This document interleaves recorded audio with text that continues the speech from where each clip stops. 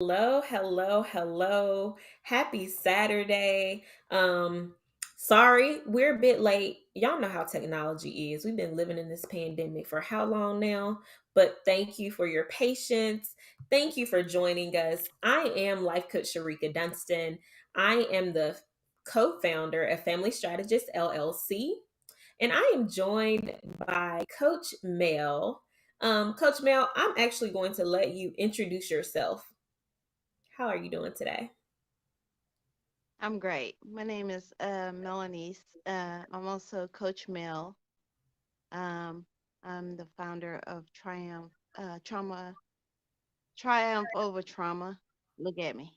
I tell you. And it's a pleasure to be here today. I'm so happy you joined us. So, Coach Mel and I, not only are we life coaches, but we are both survivors. This month is Sexual Assault Awareness Month. This month is Child Abuse Prevention Month. It's very important to both of us. So today we will talk about sexual assault awareness, child abuse prevention, but we will focus on the aftermath and how people can find peace and freedom after such trauma. It's important. Now, I will have to give a trigger warning. It's necessary in times like this. I want to encourage people to take care of themselves. You may hear something that sounds disturbing. You may hear something that doesn't make you feel good. So make sure you're practicing self care. It's a challenge to hear such stories, but it's so necessary. If we stay quiet, we can never end these things. So I'm so happy that Coach Mel speaks out. If you are following her on Instagram, you know what I'm talking about. She shares so much good information about childhood sexual abuse prevention and awareness and how to respond, and things of that nature. And if you're not following Coach Mel yet, you can look at the bottom of the screen along the ticker. You can follow her on Instagram at Coach Mel72. So, Melanie's Coach Mel, as I like to call you all the time, please just share a bit of your story and how you came to be a survivor. I As we go back in my story, I come to realize that some trauma happened before the initial trauma that I remember. I was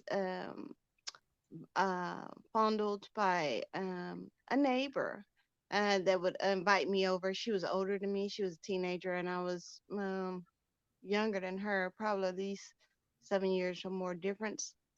She would make tea cakes, and she would ask my family if I could come over.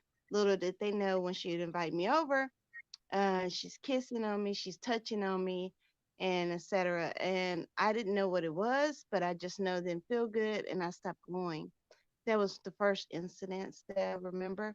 After that, there was an incident with someone in our home that was like a father figure to me. Um, and also was violated by him, touching, feeling, grinding. I'm gonna get all into it. So she gave it a trigger warning. And then from that point on, I started protecting myself.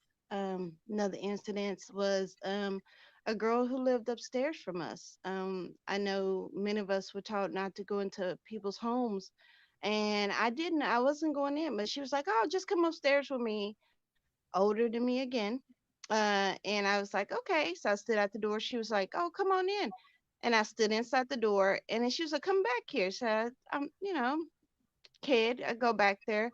And she pushes me down on the bed. She's bigger than me and everything, holds me down, touching and kissing and fondling all over me again. From that incidents with her, I removed myself. I didn't have anything else to do with her. And from that point on, I kept myself safe.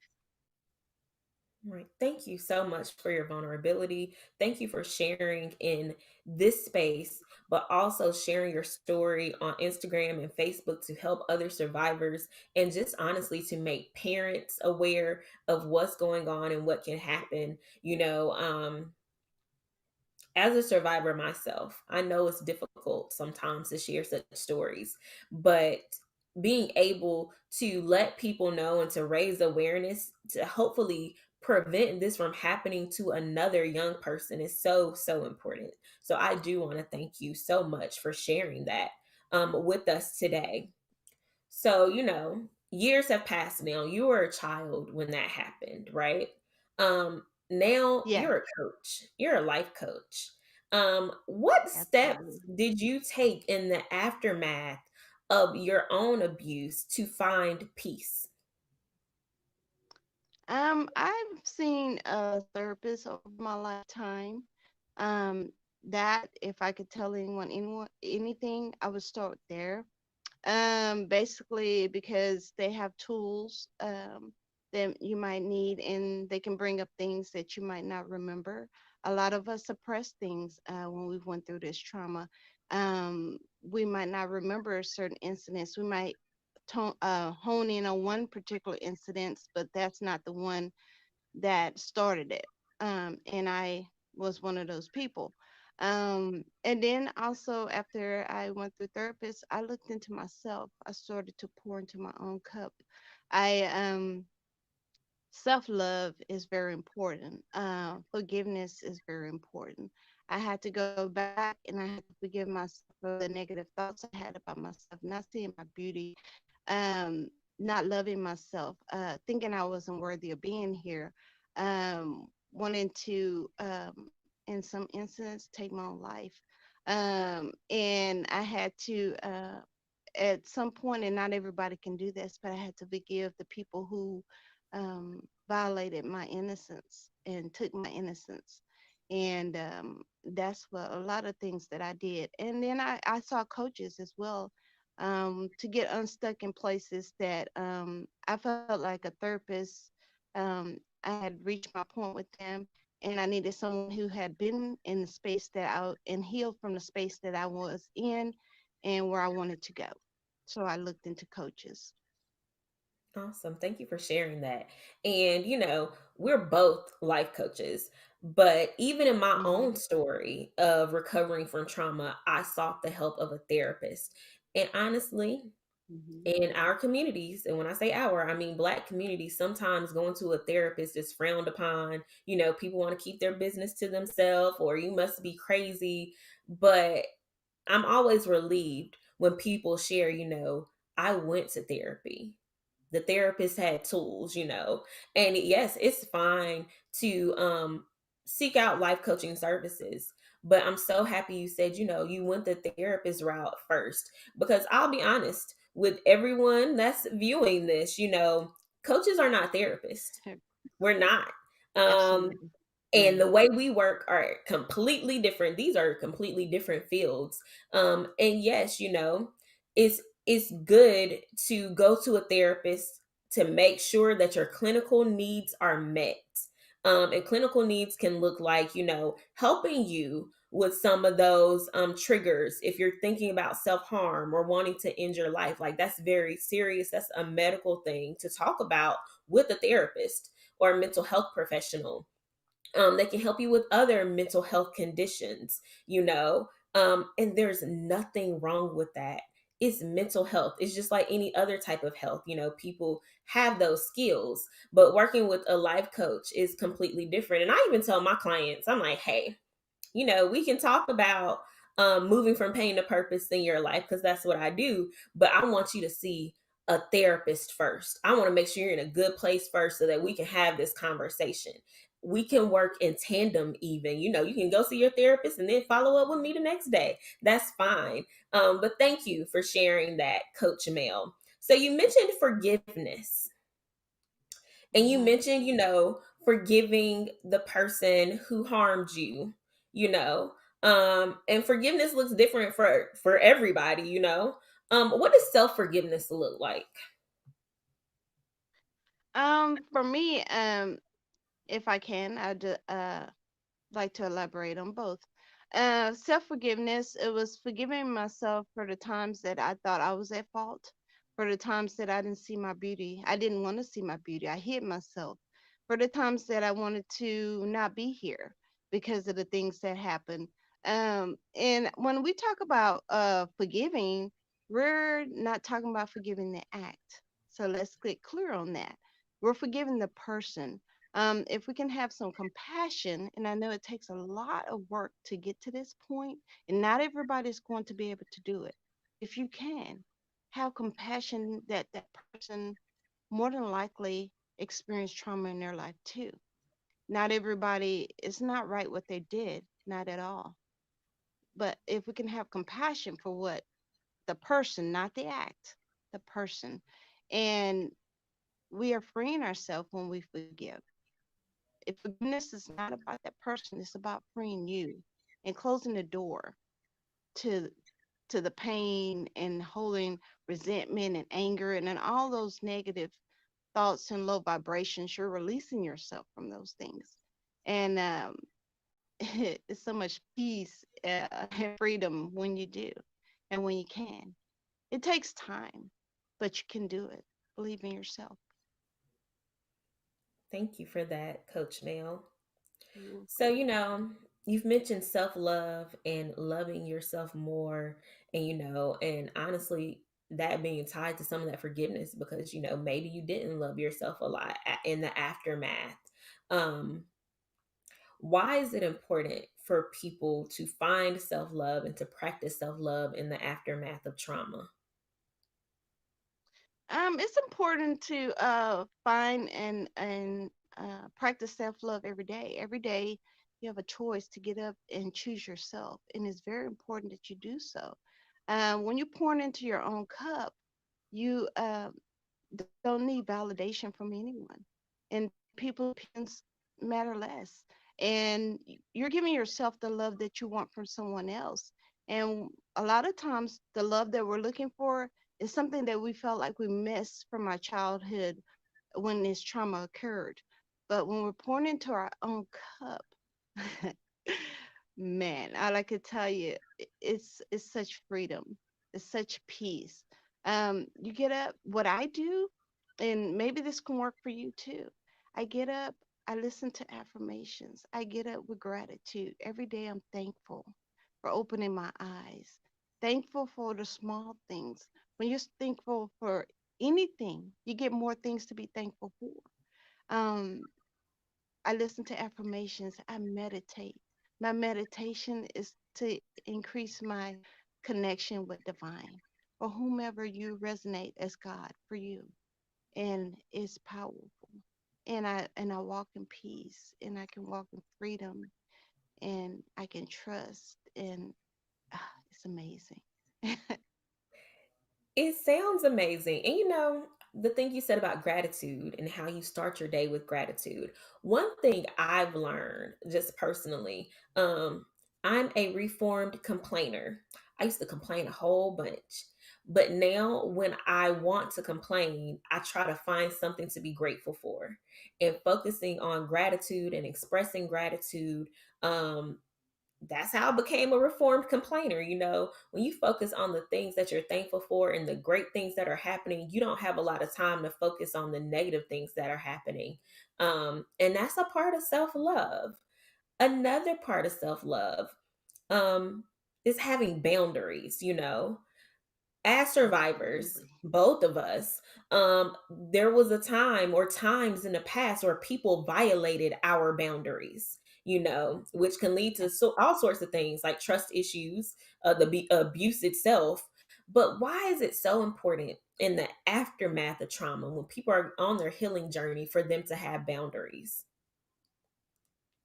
It's very important to have boundaries. This is a way of keeping yourself safe. It keeps you out of situations that you don't want to be in. It gives you the power of no. And here we go. The power of no, man, it's amazing. It, you can say no and no one can manipulate you. No is a statement. It's a period at the end of it. You don't have to answer any questions after no. It's it frees you to do the things you want to do, not being manipulated into the things you don't want to do. Um, it's amazing. Boundaries, it just keeps you into doing what you want to do. Um, it keeps people out that would normally manipulate you and take advantage of you. Um, when you get those strong enough no's and those boundaries, it walks in the place of peace and freedom. Yes. Just feels amazing. It does. Listen, for our viewers and listeners, whether you are watching live or you're catching this replay, let me tell you something. Being able to stand firm in a no feels amazing. It feels great. And I tell people, especially a lot of women, sometimes we make excuses for why we don't want to do anything. You don't have to make any excuses. Just say no. You don't want to do it. No is a complete sentence. Build your no muscles. You don't have to apologize for saying no. You have nothing to be sorry for. It's no, period. That's it. The end. As Coach Mel said, it's a statement. It's not a question. There's no question mark there. It's no. And you keep it moving.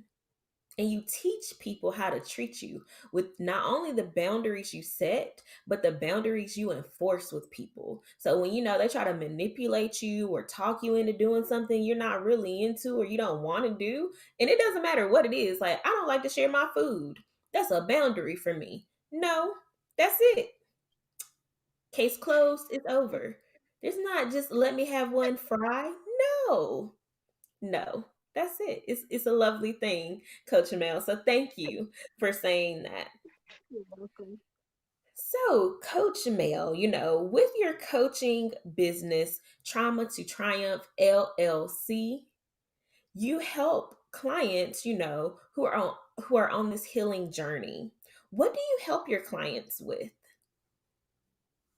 I have helped my clients with finding their authentic self, um, loving themselves, peace and freedom, um, living your story. Um, so many years I lived someone else's story. And if we can dive into that for a second, for at least 35 years, I lived someone else's story. I did what I was supposed to do according to the world. Um, I lived, um, I did, got the good grades. I married a man. I had two beautiful children. Never was take that back for nothing in the world. Um, but that wasn't my truth. Forever, I knew I was gay, and I lived someone else's story because it made them comfortable. Now, in my life, I live my story. And if you want to live your story too, we can work together. I walk in peace. I do what I want to do. I go where I want to go. I talk to whom I want to talk to. I'm free to date women if I want to date a woman. Um, I don't have to live anyone's story. My story is that I'm gay. My story is that I'm free. My story is I'm walking in my purpose and I have great peace. If you're looking for that, join me. I have the tools. I walk the valley. I can encourage you to the light. So thank you for sharing that, and thank you once again for your vulnerability and sharing your story. Um, you know, I'm sure your story resonates with other folks out there who feel as though they can't be their authentic selves. And, life is miserable if you can't be yourself, if you don't have freedom of choice to be who you want to be, who you were created to be. So thank you. So, how can potential clients contact you? How can they reach you, Coach Mel? They can reach me on IG at Coach Mel 72. I'm also on Facebook at Heal Mel. Um, and also have a website, Trauma to Triumph. Um, you can reach me there as well. I always feel like when the student is ready, the teacher will appear. They'll I find like me. that. They're ready. I like that.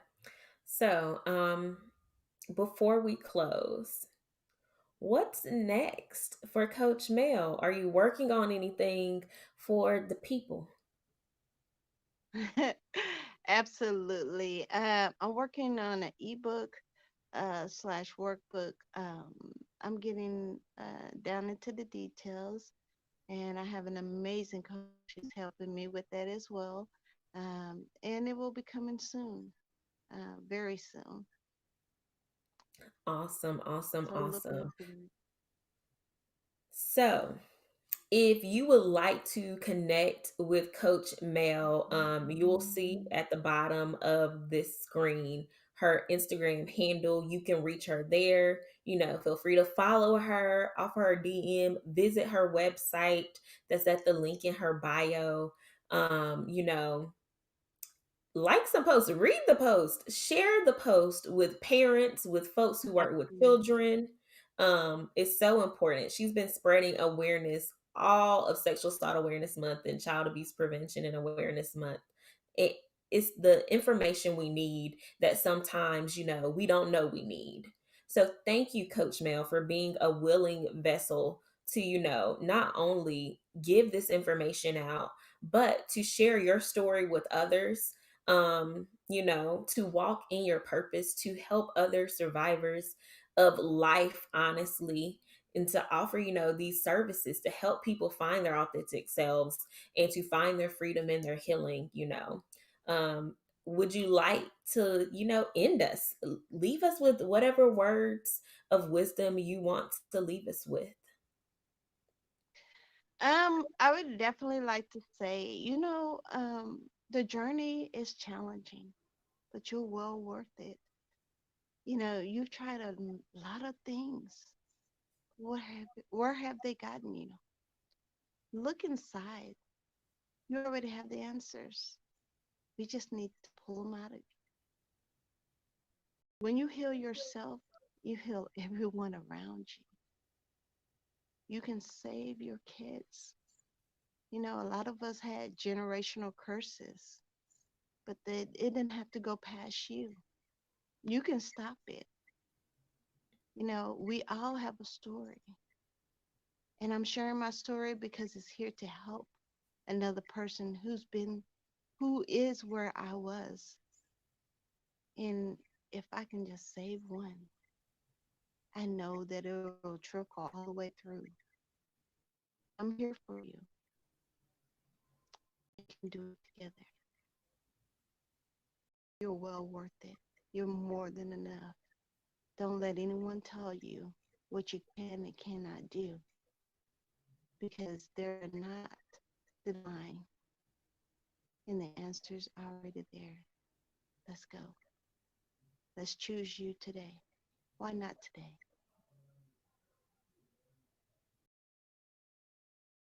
Thank you. Thank you so much. And I'll just echo what Coach Mel said. Why not today? Let's go. There is so much peace, freedom, and healing awaiting you. It's time. So thank you all for joining in. Thank you for watching. Thank you for your comments. Portia, I'm not sure I know you, Portia, but thank you so much for joining in and leaving your messages in the comments.